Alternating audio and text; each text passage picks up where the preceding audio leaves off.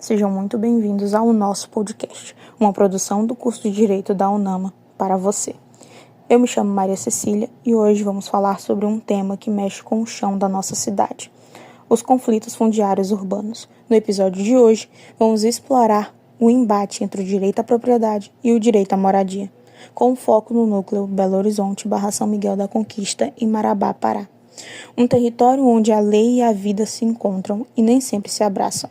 A Constituição Federal protege dois direitos que, na prática, muitas vezes entram em colisão. De um lado, o direito de propriedade, que garante ao dono o poder de usar, dispor e reivindicar seu bem. É a base da segurança jurídica brasileira. Sem ela, não há confiança nos contratos, nas heranças, nos investimentos. O papel registrado no cartório é mais que um documento, é uma garantia legal de que aquele espaço pertence a alguém. Do outro lado, temos o direito à moradia, que é um direito social previsto no artigo 6º da Constituição Federal. Não é só sobre ter um teto, mas sobre viver com dignidade, acesso à saúde, educação, transporte e segurança. Em Marabá, muitas famílias migrantes encontraram na ocupação informal a única forma de garantir este direito. A moradia não é um luxo, é a base da cidadania. E quando o Estado falha, a ocupação vira resistência. De um lado, moradores que construíram suas vidas ali, com esforço, esperança e raízes. Do outro, proprietário que tem o título legal e se sente prejudicado com a ocupação. É um conflito que não se resolve com uma simples decisão judicial. É preciso escuta, mediação e política pública. Sem mais, fiquem aí para saber mais sobre o tema. Oi, eu me chamo Mari Micaele e hoje estou aqui no podcast A Batalha entre a Casa e a Terra para iniciar com alguns questionamentos importantes para entendermos sobre os conflitos fundiários urbanos no bairro Belo Horizonte, São Miguel da Conquista. Antes de darmos continuidade, eu gostaria de cumprimentar e agradecer a presença do nosso convidado, Dr. Félix, que vai nos explicar um pouco melhor sobre o assunto. Dr. Félix, como o Estatuto da Cidade e a política urbana brasileira orientam a solução de ocupações consolidadas, especialmente em áreas de baixa renda? O Estatuto da Cidade e a questão nacional de políticas urbanas é uma questão ampla que tem que ser ainda adequada. Os municípios têm que fazer uma adequação, tem que ter planejamento, tem que ter boa gestão, tem que ter vontade de fazer a regularização fundiária nas áreas urbanas e rurais. Mas para isso tem que ter uma gestão, né? E para que se enquadre nessa questão de baixa renda, nós temos hoje aí o REURB, né? Que é uma lei que já está sendo consolidada, está sendo adequada em diversos municípios do Brasil, e eu acho que a nossa cidade aqui está começando a ir nesse sentido, né? O que o poder público poderia fazer para a solução dessas ocupações consolidadas era evitá-las, porque todas as ocupações urbanas, elas têm que, mesmo que seja de forma precária, ela tem que vir acompanhada da advinda do poder público, porque o problema das ocupações urbanas ele não é só dos particulares e nem tão poucos do poder das pessoas que ali precisam de moradia.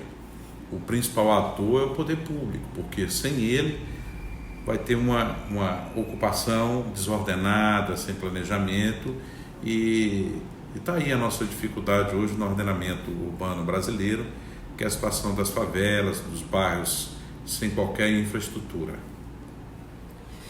Em um conflito como este, qual é o papel ideal do município? Mediador, garantidor da moradia, protetor da propriedade ou todos ao mesmo tempo? Não, o município ele tem como papel preponderante, assim, fundamental, que é no caso do município de Marabá. Aqui em Marabá não tem só esse problema do Jardim Belo Horizonte. São mais de 20 áreas a serem atacadas pelo poder público, consolidadas, conversada com os particulares, com os ocupantes, quanto à questão da infraestrutura, quanto à questão da indenização dos pares, quanto à questão das aquisições, como fazer, o que conversar com a comunidade, qual a melhor forma de se fazer, e principalmente colocar no papel a adequação das leis, das leis municipais em consonância com a lei estadual e a lei federal, né? A principal, que é de regularização fundiária. Então, existe uma omissão muito grande há décadas no município de Marabá, que o poder público fechou os olhos para as ocupações urbanas. E aqueles que ali se ocuparam, tinham a pretensão de receber os seus títulos ou negociar a área, ficaram à mercê dessa intervenção do poder público. Agora, recentemente, de pouco tempo para cá, eu vejo uma melhora, aqui em especial na nossa cidade, que há um interesse em fazer essas adequações. Essas adequações, elas não se vão do vento, elas se vão com adequações de planejamento, adequações de consolidação de dotação orçamentária para indenização, adequações de infraestrutura para melhorar o saneamento básico, infraestrutura dessas ocupações. E para isso tem que ter uma intervenção, tem que ter também uma reserva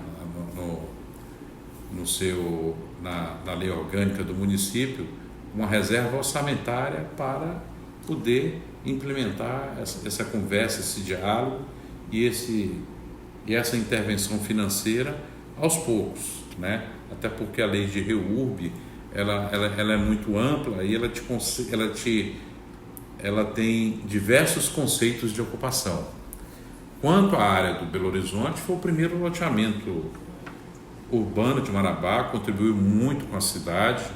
Você vê que todo o entorno da Cidade Nova, né, ali ao redor do Belo Horizonte, vem dali da obra Coping, vem seguindo, foram 4 etapas que ajudou a consolidar o desenvolvimento da cidade.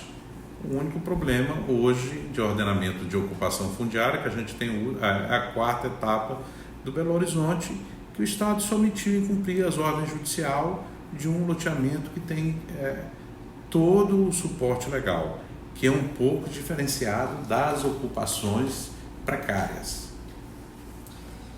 Na prática, o que torna um processo de reintegração de posse mais difícil quando famílias já estabeleceram moradia por muitos anos no local?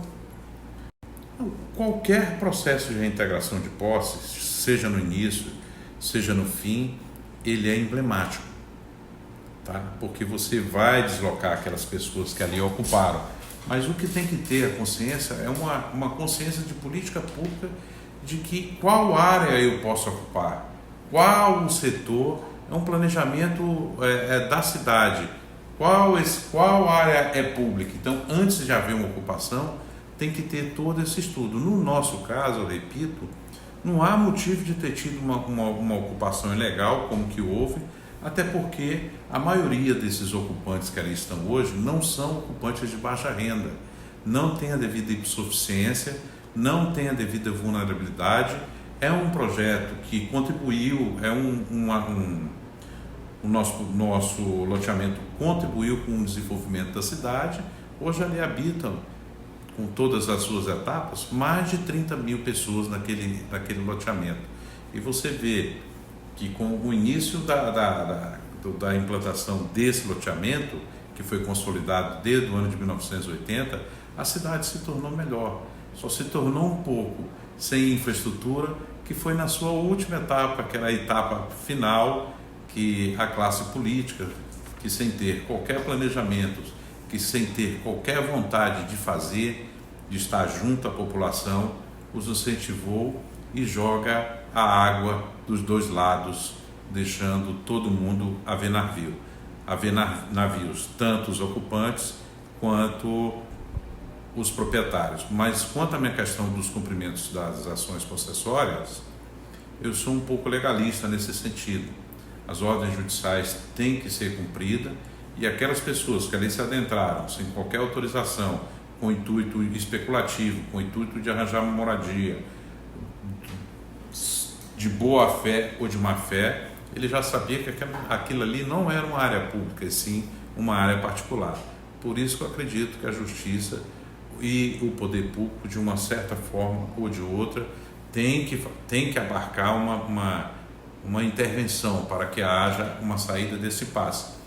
No nosso caso, mesmo em fase de execução de sentença, nós estamos conversando com os moradores, praticando preços que sejam dentro da razoabilidade, que estejam dentro do poder de compra de cada um. O senhor poderia nos dar uma breve explicação sobre o caso de São Miguel da Conquista? O caso do São Miguel da Conquista ele é muito simples. O São Miguel da Conquista ele não existe no plano diretor da cidade.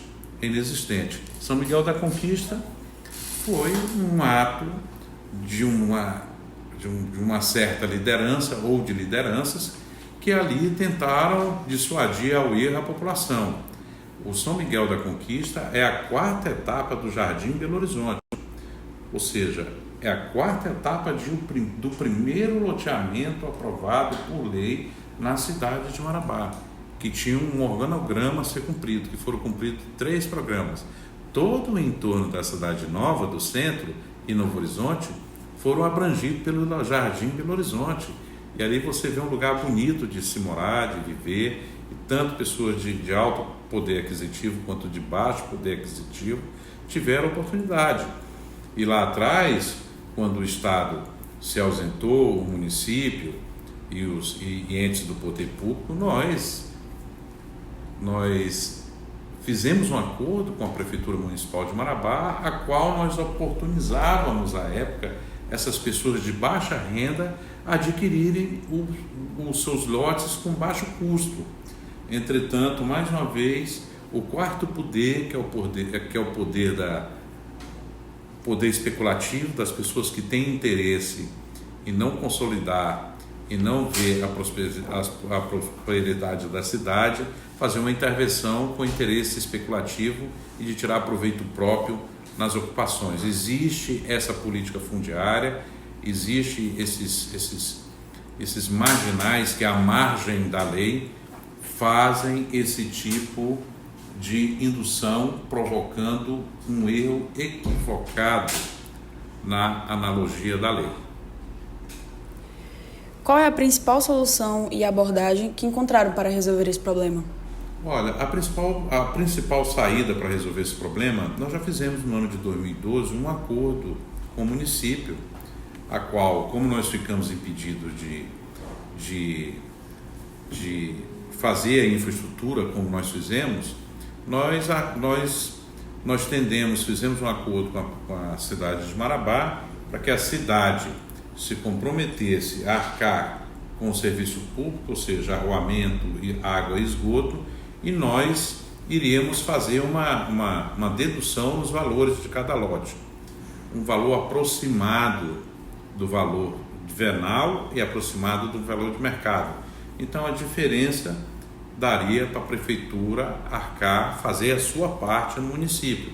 E de certa forma, ao longo desses anos, muita gente que tentou adquirir e que tentou não ir para o litígio, quase 30% dessas pessoas conseguiram realizar o sonho da casa própria com um preço bem compensatório, um preço digno, né? E a prefeitura também, por sua vez, na medida do possível, nesse quesito também cumpriu, está cumprindo aos poucos. Agora a gente tem que ver a questão das pessoas vulneráveis e hipossuficientes na acepção da lei. O poder público tem que arcar com essa responsabilidade, porque cabe a ele arcar com essa responsabilidade, porque ele tem condições, ele pode inserir na sua dotação orçamentária, ele pode inserir no seu planejamento, ele pode enquadrar no REURB, ele pode enquadrar na questão do assentamento precário de pessoas carentes. Agora, quanto às pessoas que têm um bom poder aquisitivo e que ali estão para fim de especulação, a gente vai usar os rigores da lei e os rigores na acepção pejorativa, mas sempre oportunizando para que não haja qualquer despejo, para que não haja nenhuma ingerência ou desrespeito com o princípio da dignidade humana. Chegamos ao fim da nossa conversa de hoje. Quero agradecer imensamente ao senhor doutor Félix Marinho por trazer uma perspectiva tão importante e necessária para este debate. O que fica claro é que este não é um conflito simples. Não se trata apenas de quem tem um papel na mão. É uma questão que envolve dignidade humana, segurança jurídica e o dever constitucional da função social da propriedade. Nosso projeto de extensão existe justamente para isso, para abrir espaço de diálogo. E o nosso objetivo é transformar a lei em ferramenta de justiça social. Queremos que tanto o morador quanto o proprietário compreendam seus direitos e que o poder público seja provocado a agir com equilíbrio, responsabilidade e sensibilidade. Se você mora ou conhece alguém em uma área de conflito fundiário, saiba que o primeiro passo é buscar informação. Conhecer seus direitos é fundamental para transformar a realidade. Muito obrigada por nos acompanhar e até a próxima.